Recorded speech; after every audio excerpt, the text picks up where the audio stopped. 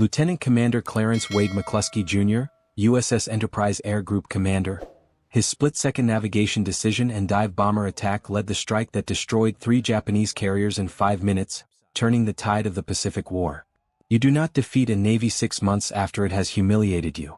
You do not find an enemy fleet in the vast emptiness of the Pacific Ocean, 25 million square miles of featureless water, with only the fuel for one guess. And you absolutely do not sink 4 aircraft carriers in a single morning when you're outnumbered nearly 2 to 1. These were the unbreakable rules of naval warfare in June 1942. Rules written by centuries of maritime combat. Rules that every admiral and every navy understood as fundamental truths. The Japanese combined fleet certainly believed them. They had every reason to. 6 months earlier, on December 7, 1941, Japanese carriers had struck Pearl Harbor with devastating precision. American battleships burned and capsized. Over 2,000 Americans died. The Pacific Fleet, America's shield against Japanese expansion, lay shattered in the shallow waters of Oahu. It was the most successful carrier strike in naval history. Japan proved that naval aviation, not battleships, would decide the Pacific War. In the months that followed, the Japanese surge across the Pacific seemed unstoppable. The Philippines fell. Wake Island fell. Hong Kong, Malaya, Singapore, the Dutch East Indies, the rising sun flag planted itself across a third of the Pacific Rim.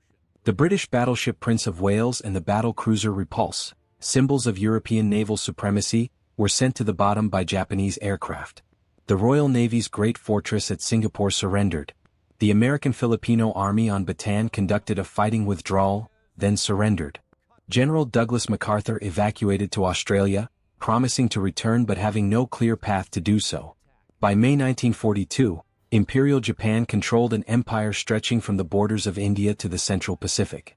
The combined fleet, under Admiral Isoroku Yamamoto, had not lost a single major engagement. Not one. Their carriers operated with impunity. Their pilots, veterans of the China campaign and 6 months of Pacific combat, were the most experienced naval aviators on Earth. The 4 carriers of Kido Butai, the First Air Fleet, Akagi, Kaga, Soryu, and Hiryu had struck Pearl Harbor. Now they prepared to strike again to complete what Pearl Harbor had started, the total destruction of American naval power in the Pacific. The plan was elegant. Yamamoto would lure the remnants of the U.S. Pacific Fleet to Midway Atoll, a tiny speck of coral and sand 1,300 miles northwest of Hawaii. There the Americans would sail into a trap. The combined fleet would outnumber them. Superior Japanese air power would overwhelm them. And when the American carriers burned and sank, the path to Hawaii, perhaps even to the American West Coast, would lie open. This was not arrogance. This was mathematical certainty. Yamamoto brought 162 warships to Midway. The Americans could muster 76. 4 Japanese carriers against 3 American. Experienced Japanese pilots against Americans who had barely seen combat. The Empire of Japan had every advantage except one. They didn't know that the Americans had broken their codes. And they didn't know that on the morning of June 4, 1942, one man's decision would shatter every rule they believed in. His name was Lieutenant Commander Clarence Wade McClusky Jr., and in 5 minutes, he would end Japan's dream of Pacific supremacy. Clarence Wade McClusky Jr. was 38 years old in June 1942, ancient by fighter pilot standards, a career naval aviator from the old school. Born in Buffalo, New York in 1902, he graduated from Annapolis in 1926, when naval aviation was still an experimental curiosity and battleships ruled the seas. He earned his wings in 1929. By 1942, he had logged over 3,000 flight hours. He was methodical, precise, unshakable. Not the kind of man who improvised. Not the kind of man who gambled. But he was exactly the kind of man you wanted leading 33 dive bombers into the largest naval battle in history. McClusky commanded Enterprise Air Group 6, VB-6 and VS-6, 2 squadrons of Douglas SBD Dauntless dive bombers. The Dauntless was not glamorous. It was slow with a top speed of just 250 miles per hour. It carried only 1,000 pounds of bombs. It had no armor to speak of. Pilots called it the Speedy D with affection but not awe. Yet this ungainly aircraft would prove more decisive than any battleship ever built. In early June 1942, the strategic situation facing the United States was desperate. Yes, the Doolittle raid in April had struck Tokyo, a psychological victory that proved Japan was vulnerable. Yes, the Battle of the Coral Sea in May had turned back a Japanese invasion of Port Moresby, the the first time Japan had been checked. But Coral Sea cost the United States the carrier Lexington, sunk, and the carrier Yorktown badly damaged. Enterprise and Hornet remained operational, but they were all that stood between Japan and Hawaii. Admiral Chester Nimitz, Commander-in-Chief of the Pacific Fleet, understood the stakes perfectly. His codebreakers, led by Commander Joseph Rockefort and the team at Station Hypo, had intercepted and decrypted Japanese radio traffic revealing Yamamoto's plan to strike AF. Rockefort was convinced AF meant Midway. To confirm it, he ordered Midway to send a fake message in plain language reporting that their water distillation plant had broken down. Days later, Japanese communications intercepted a message stating that AF was short of fresh water. Confirmation. Nimitz now knew when and where the Japanese would strike. But knowing and winning were different things. He ordered everything available to sea. Enterprise and Hornet, under Rear Admiral Raymond Spruance, sailed from Pearl Harbor on May 28. Yorktown, which shipyard experts said would need 90 days to repair, was patched together in 72 hours through round-the-clock work by 1,400 men. She sailed on May 30, still trailing welding cables, under Rear Admiral Frank Jack Fletcher. 3 carriers, 8 heavy cruisers, 14 destroyers, against an armada. The American plan was simple in concept, nearly impossible in execution. Let the Japanese strike Midway first. Use the island's airfield as an unsinkable carrier to launch strikes and draw Japanese attention. Then, when Japanese carriers were vulnerable, refueling and rearming aircraft, hit them with everything. Timing would be everything. Coordination would be everything. And finding the Japanese fleet in the vastness of the Pacific would be everything. This is where McClusky enters the story. On the evening of June 3, Enterprise and Hornet steamed northeast of Midway, positioned exactly where Nimitz wanted them. Close enough to strike, far enough to avoid Japanese search planes. The air was tense but calm. McClusky briefed his pilots. They knew the odds. They knew what was coming. Some wrote last letters home. Some played cards. Some simply sat in silence, staring at the ocean that might become their grave. At 0430 on June 4, reveille sounded. Breakfast was served, steak and eggs, the traditional pre-mission meal, because good food might be the last comfort a man would know. McClusky ate in silence. By 0600, the ready rooms were packed with pilots in flight suits, leather helmets, goggles, plotting their navigation, checking their watches against ship time. Then the call came, Japanese carriers spotted. Bearing 320 degrees. Distance 180 miles. Course southeast. Speed 25 knots. Fletcher, as senior officer, ordered Spruance to proceed southwesterly and attack enemy carriers when definitely located. Spruance didn't hesitate. Enterprise and Hornet turned into the wind at 0700. Spruance's chief of staff, Captain Miles Browning, did rapid calculations. Browning was brilliant but abrasive, a man with a slide-rule mind and a volatile temper. His math showed that if they launched now, at 175 miles, they could catch the Japanese carriers during the most vulnerable moment of carrier operations, the launch and recovery of aircraft when flight decks are packed with fueled and armed planes. It was a gamble. Launch too early, and the bombers might not have enough fuel to return. Launch too late, and the Japanese might spot the American carriers and strike first. Spruance trusted Browning's numbers. He ordered the launch. At 0706, McClusky strapped himself into his SBD Dauntless. Painted on the fuselage, Bureau number 6B1. Enterprise Air Group Commander. He checked his controls. Throttle. Rudder pedals. Bomb release. His rear seat gunner, radioman Walter Chachalasek, checked the twin .30 caliber machine guns. Around them, the flight deck erupted in controlled chaos. Plane handlers pushed aircraft into position. Yellow shirt flight directors signaled with exaggerated arm movements. Propellers spun, engines roared. The deck pitched in the ocean swell. McClusky received the signal. He pushed the throttle forward. The Dauntless rolled down the flight deck, slower, the ship's bow rising toward him, then dropping away. For a sickening moment the plane dipped toward the water, propeller nearly touching the waves. Then the engine bit into the air. Altitude. Climbing. Behind him, one by one, 32 more Dauntless dive bombers launched from Enterprise. 17 more from Yorktown. Hornet contributed her own squadrons. Over 100 aircraft filled the sky, circling, forming up. This was the largest carrier strike ever launched by the United States Navy. McClusky took point. He checked his compass heading, 240 degrees southwest. Distance to target, 155 miles. Fuel, Enough for roughly a 3-hour flight out and back with minimal reserve. He throttled up to 190 knots, balancing speed against fuel consumption. The ocean below was an endless blue canvas, featureless, offering no landmarks. Navigation would be pure dead reckoning, compass, airspeed, time, math. One mistake and they would never find the Japanese. One mistake and they would run out of fuel and ditch in the ocean. Behind him, 32 dive bombers followed in formation, trusting his navigation, trusting his judgment, trusting that he would lead them to the enemy. At 0835 they reached the calculated intercept point. The ocean was empty. No Japanese carriers. No ships at all. Just endless water stretching to the horizon in every direction. McClusky's heart sank. Browning's math was wrong, or the Japanese had changed course. Either way, they had flown 150 miles into the void and found nothing. Fuel was already running low. The smart decision, the safe decision, was to turn back now, land on Enterprise, refuel and try again. Every minute they continued searching burned fuel they would need to return. And if they didn't find the carriers soon, some of his pilots would have to ditch in the ocean. Rescue would be unlikely. Think about what that means. 33 aircraft. 66 men. All depending on his decision. Turn back and live. Continue searching and possibly die. And even if they did continue searching, which direction? The Pacific offers 360 degrees of empty horizon. McClusky made the call. He would not turn back. Not yet. But which way? McClusky analyzes the situation in seconds. The Japanese were reported heading southeast at 25 knots at 0600. It is now 0835. That's 2.5 hours. At 25 knots, they should have traveled roughly 60 miles southeast from their last reported position. But they are not here.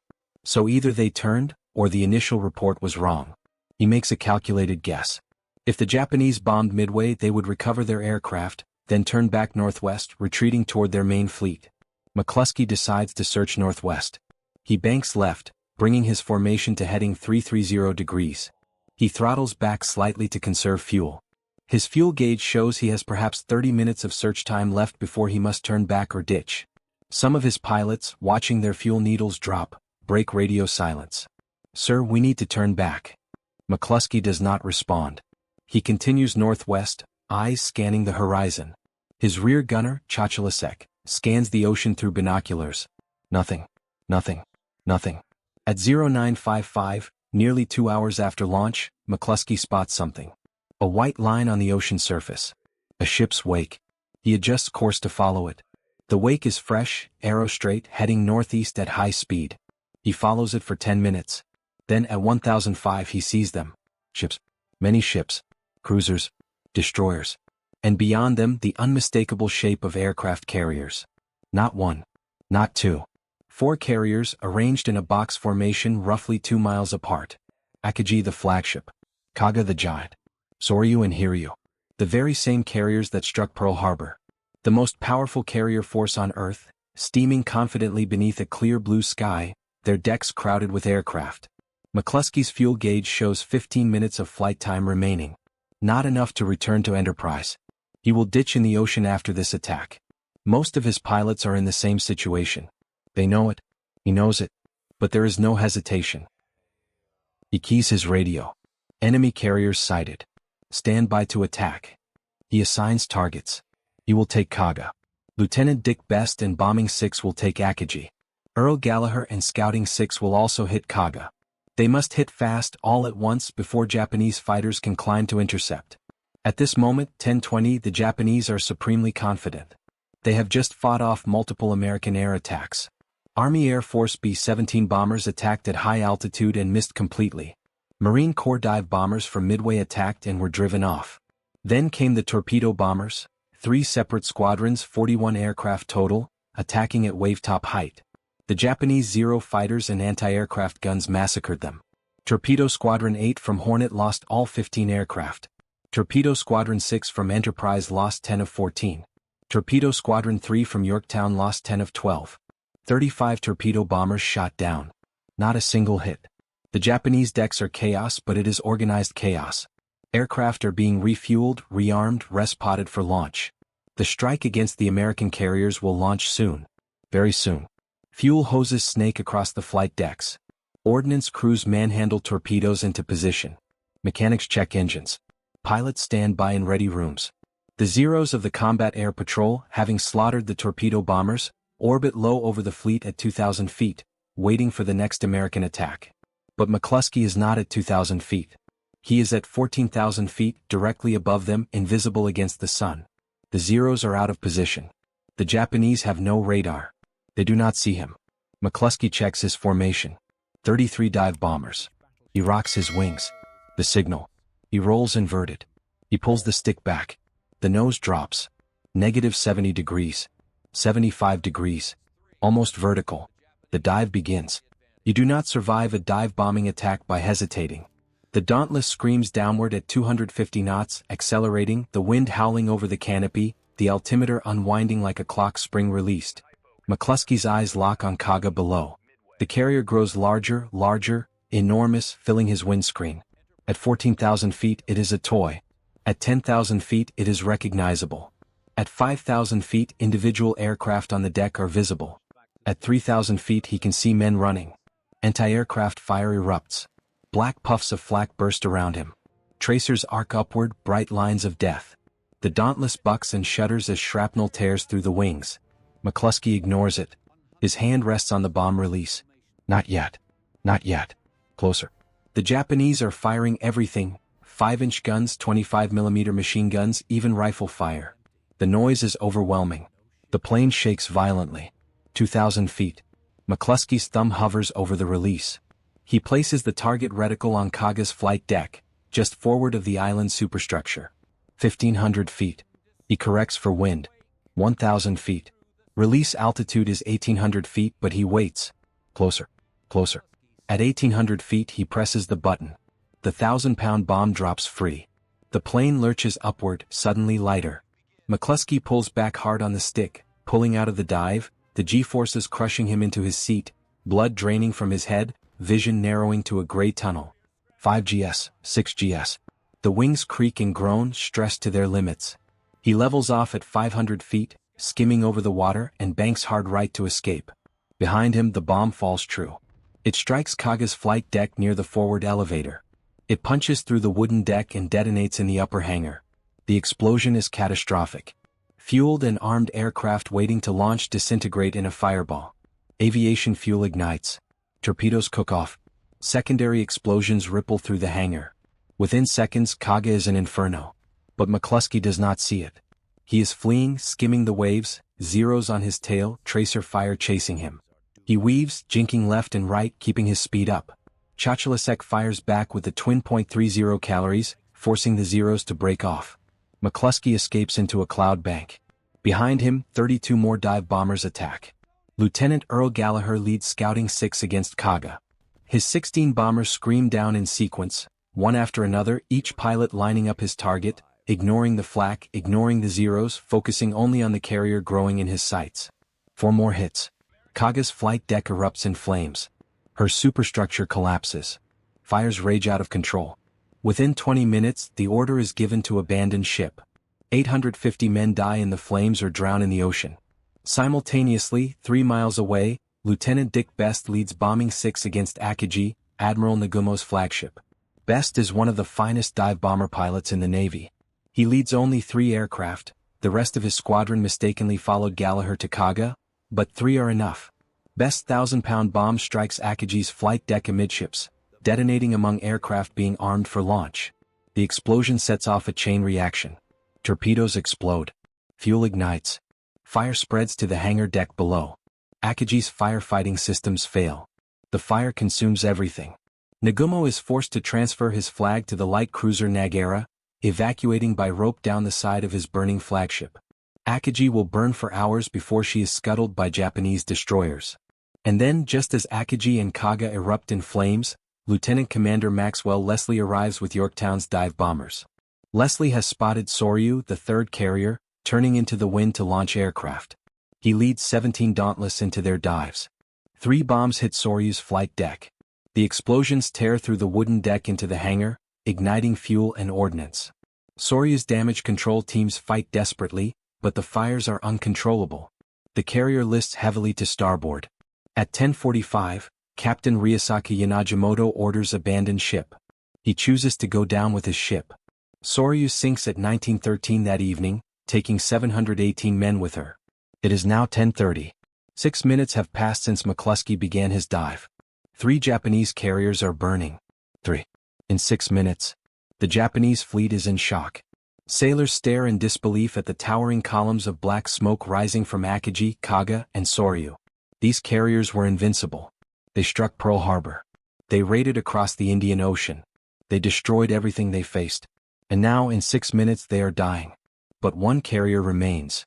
Hiryu. She is northeast of the other 3, separated by 10 miles. She escaped the initial attack. Her air group is intact. Her captain, Tomio Kaku, and Rear Admiral Taman Yamaguchi, commanding Carrier Division 2, immediately order a counterattack. They will strike the American carriers. They will avenge this catastrophe. At 1100, Hiryu launches 18 Val dive bombers and 6 Zeros. At 1330, she launches 10 Kate torpedo bombers and 6 more Zeros. Their target, Yorktown. Yorktown's radar picks up the incoming raid at 46 miles. Combat Air Patrol Wildcats intercept.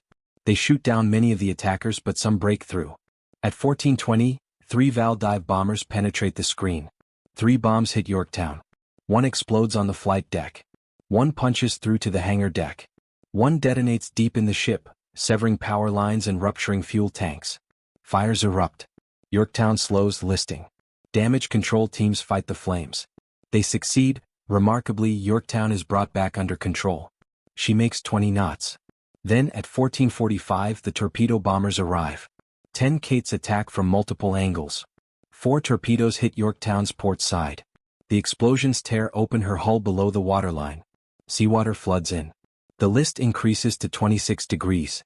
Power fails completely. Yorktown is dying. At 1500, Captain Elliot Buckmaster orders abandon ship.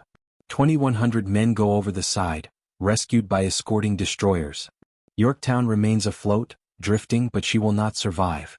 On June 6, the Japanese submarine I-168 will find her under tow and torpedo her again. On June 7, Yorktown will roll over and sink. But before Yorktown sinks, Hiryu will die. Enterprise launches a search mission to find the 4th carrier. At 1445, scouts spot Hiryu. At 1530, Enterprise launches 24 dive bombers. 10 survivors from Yorktown join the attack. Lieutenant Earl Gallagher leads again. At 1700 they find Hiryu. Gallagher's dive bombers attack from 14,000 feet. 4 bombs hit. Hiryu's flight deck explodes. Fire consumes the carrier. By evening she is a blazing wreck. Admiral Yamaguchi and Captain Kaku choose to go down with their ship. At 0510 on June 5, Hiryu capsizes and sinks. 4 carriers. All 4 Japanese carriers at Midway are destroyed. The battle is not over.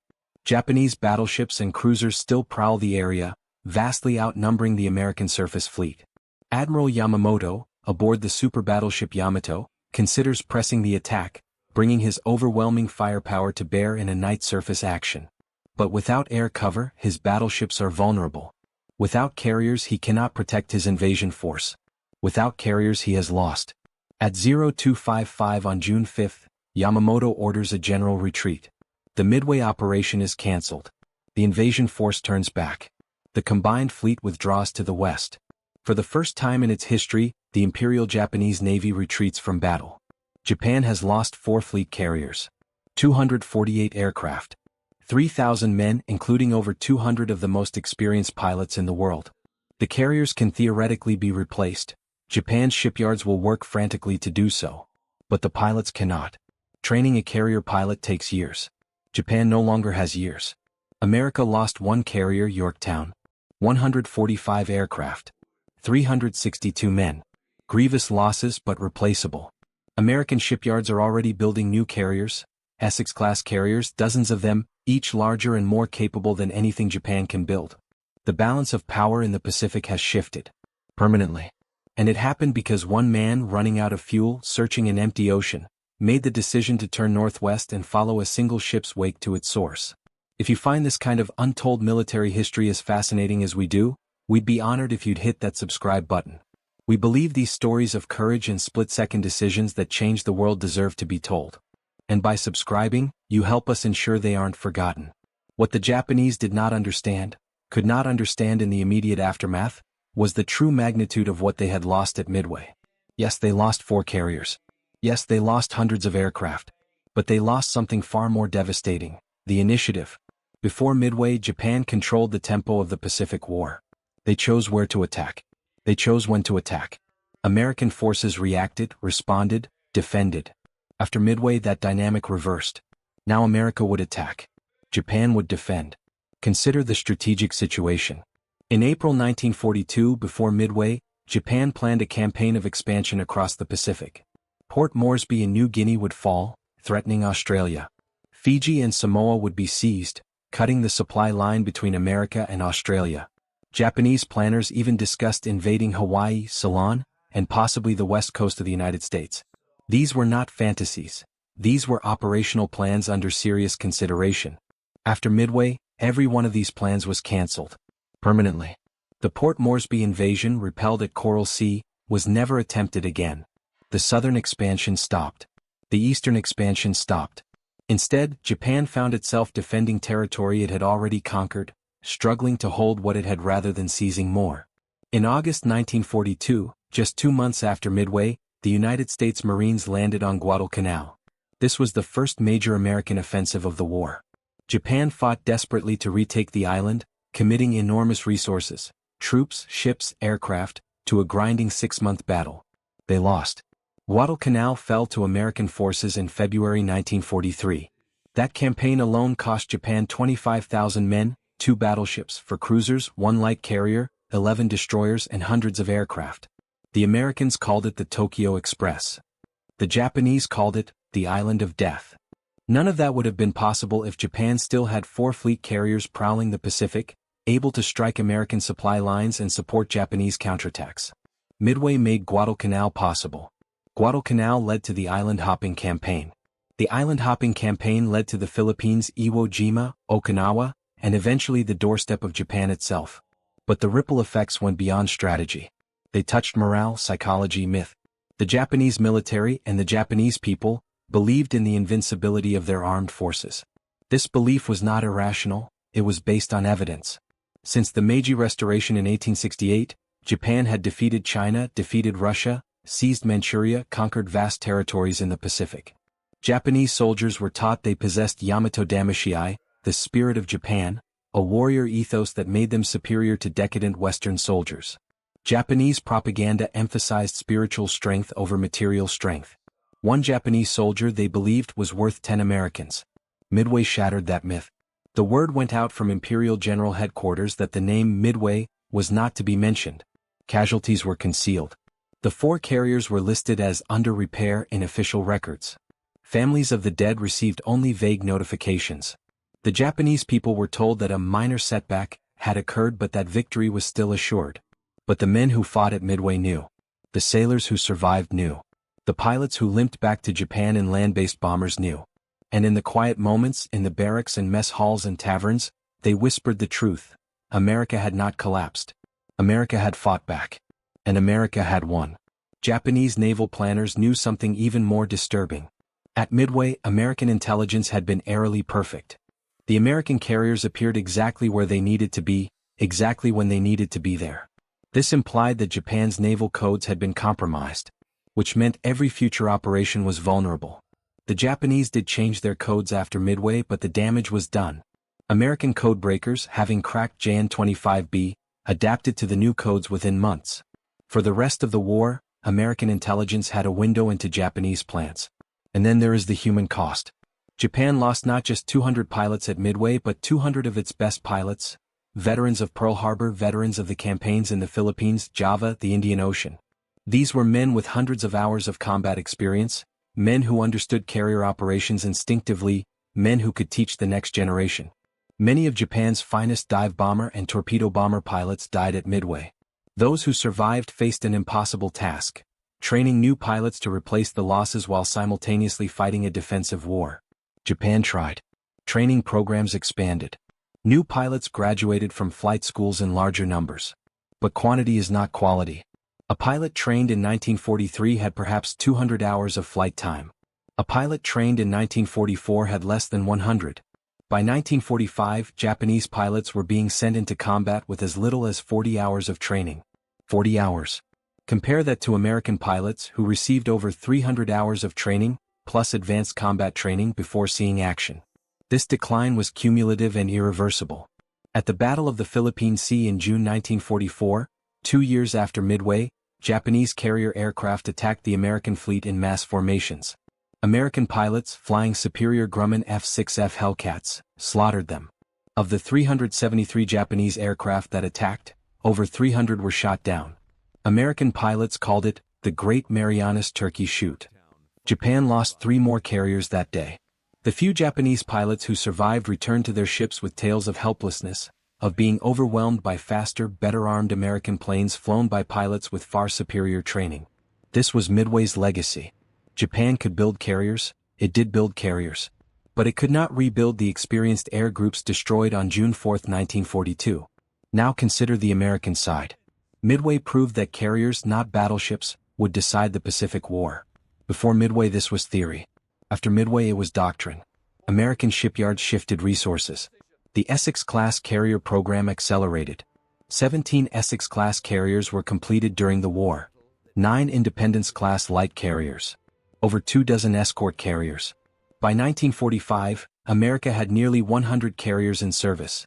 Fleet carriers, light carriers, escort carriers, all projecting air power across the Pacific. And the aircraft improved. The SBD Dauntless gave way to the SB-2C Helldiver. The F-4F Wildcat gave way to the F-6F Hellcat and the F-4U Corsair. The TBD Devastator, which proved so deadly to its own crews at Midway, was retired and replaced by the TBM Avenger. Each new generation of aircraft was faster, better armed, more survivable. American pilot training expanded exponentially. Flight schools opened across the United States. Training carriers operated near the coasts, providing carrier landing practice. By 1944, American pilots entered combat with hundreds of hours of experience, confident in their equipment, confident in their training, confident in their superiority. Japan could not match this. Japan's economy was 1/10 the size of America's. Japan's shipyards could not compete. Japan's training programs could not replace losses. And every month the disparity grew. Midway did not win the Pacific War, 3 more years of brutal fighting lay ahead, but Midway made victory possible. It broke Japan's offensive capability. It bought time for American production to ramp up. It proved that American sailors and pilots, though outnumbered, could win through courage, intelligence, and calculated risk. Admiral Nimitz later wrote, "Had we lacked early information of the Japanese movements and had we been caught with carrier forces dispersed, the Battle of Midway would have ended differently." He was right. But the converse is also true. American intelligence was superb, American forces were positioned perfectly, and when the moment came, American pilots pressed home their attacks with extraordinary courage. What they didn't know, what they couldn't know as they dove through flak toward those carriers, was that they were changing history. They thought they were simply doing their jobs. They thought they were avenging Pearl Harbor. They thought they were protecting their shipmates, their country, their families. They didn't think in terms of turning points or decisive battles. But that is exactly what Midway was. And the world would never be the same. Lieutenant Commander Clarence Wade McClusky returned to Enterprise that afternoon with his fuel tanks nearly empty. His Dauntless had taken heavy flak damage, holes in the wings, the tail, the fuselage, but the rugged aircraft brought him home. He landed with less than 10 gallons of fuel remaining. 10 gallons. He had gambled everything on finding the Japanese carriers and he had won. For his actions at Midway, McClusky was awarded the Navy Cross, the second highest decoration for valor. The citation reads in part, "As a result of his fearless and determined leadership, despite extreme danger from enemy fighters and anti-aircraft fire, 3 enemy carriers were left burning." 3 carriers. One man's decision. But McClusky did not see himself as a hero. In later interviews he deflected praise. He spoke instead of the pilots who followed him, the pilots who dove through flak and fire without hesitation. He spoke of the torpedo bomber crews who attacked at wavetop height, drawing Japanese fighters away, sacrificing themselves so the dive bombers could strike unopposed. He spoke of luck, finding that destroyer's wake, following it to the carriers, arriving at the exact moment when Japanese defenses were disorganized. Luck perhaps. But you make your own luck. McClusky made the decision to turn northwest. McClusky made the decision to follow that wake. McClusky led the attack that destroyed 3 carriers in 5 minutes. He was promoted to commander and transferred to shore duty, training new pilots. He never flew in combat again. After the war, he remained in the Navy, retiring in 1956 as a Rear Admiral. He lived quietly in Maryland, rarely speaking of Midway, rarely seeking recognition. On June 27, 1976, he died at age 76. He is buried at Arlington National Cemetery. Think about that. The man who turned the tide of the Pacific War, the man whose navigation and leadership destroyed Japan's carrier fleet, lived an ordinary life after the war. No parades. No monuments. Just a quiet retirement and a grave among thousands of others at Arlington. But 32 pilots followed McClusky into that dive. Not all of them came back. Ensign Frank O'Flaherty and his gunner aviation machinist's mate Bruno Gato were shot down during the attack. They ditched near the Japanese fleet and were captured by the destroyer Makigumo. After interrogation they were tied to weights and thrown overboard, alive to drown. They were 27 and 23 years old. Lieutenant Commander John Waldron led Torpedo Squadron 8 from Hornet. All 15 aircraft were shot down. Waldron died in the attack. Of the 30 Torpedo 8 crewmen, only Ensign George Gay survived, floating in the ocean for 30 hours before being rescued. Waldron was 41. Most of his pilots were in their early 20s. Before the mission, Waldron wrote a final message to his squadron. If there is only one plane left to make a final run in, I want that man to go in and get a hit. They all went in. Not one survived to see the hits they made possible. Lieutenant Commander Eugene Lindsay led Torpedo Squadron 6 from Enterprise. 10 of his 14 aircraft were shot down. Lindsay himself was killed, shot down by Zeros. He was 38. His gunner, radioman Charles Grenett, also died. They left behind families who would never see them again. These men, O'Flaherty, Gato, Waldron, Lindsay, Grenett and so many others, did not live to see Japan surrender. They did not see the carrier fleet they helped protect steam into Tokyo Bay. They did not see the world they saved from Japanese conquest. They dove into fire and anti-aircraft bursts and enemy fighters because it was their duty. Because their shipmates depended on them. Because stopping Japan mattered more than living. This is why Midway matters. Not because of strategy, not because of tactics, but because of the men who fought there. Men who flew obsolete planes against overwhelming odds. Men who knew they might not return but launched anyway. Men who turned the course of history in 6 minutes of desperate courage. The Pacific War would grind on for 3 more years. The Philippines, Iwo Jima, Okinawa. Hundreds of thousands more would die before Japan surrendered. But the path to victory began at Midway. And Midway succeeded because men like Clarence Wade McClusky made the right decision at the right moment, and because men like John Waldron pressed home attacks knowing they would die. To this day the wrecks of Akagi, Kaga, and Soryu lie on the ocean floor, 17,000 feet down, entombed in cold and darkness. In October 2019, the research vessel Petrel, funded by Microsoft co-founder Paul Allen, located the wreckage of Kaga. The images are haunting. The massive carrier lying upside down, her flight deck facing the seafloor, coral growing on her hull, her superstructure collapsed. Over 800 men went down with that ship. They remain there still. Yorktown was also found by the Petrel expedition in 1998, lying upright in 3 miles of water, remarkably intact. She is a war grave. Divers do not disturb her. The men who died aboard her remain aboard her, honored, remembered. And somewhere in the Pacific, scattered across hundreds of miles of ocean, lie the aircraft that did not return. The devastators that were shot down. The dauntless that ran out of fuel and ditched. The crews that drowned or were never found. Their bodies were never recovered. Their graves are the sea. But we remember them. We must remember them. Because the freedom we enjoy today, the peace we take for granted, was purchased with their lives. They did not die so we could forget them. They died so we could live free from tyranny. If this story moved you, please hit that like button. Every click tells the algorithm this piece of history is worth remembering. We're dedicated to rescuing these forgotten stories from the archives. If you want to join us on this mission, please subscribe and turn on notifications. Where are you watching from? Drop a comment with your city or state and tell us if someone in your family served. These stories connect us across generations, across continents, across time. Thank you for ensuring that Lieutenant Commander Clarence Wade McClusky Jr., and the 66 men of Enterprise Air Group 6, and the 30 men of Torpedo Squadron 8, and the 362 Americans who died at Midway, do not disappear into silence. They turned the tide of the Pacific War. They saved countless lives. They changed history. They deserve to be remembered.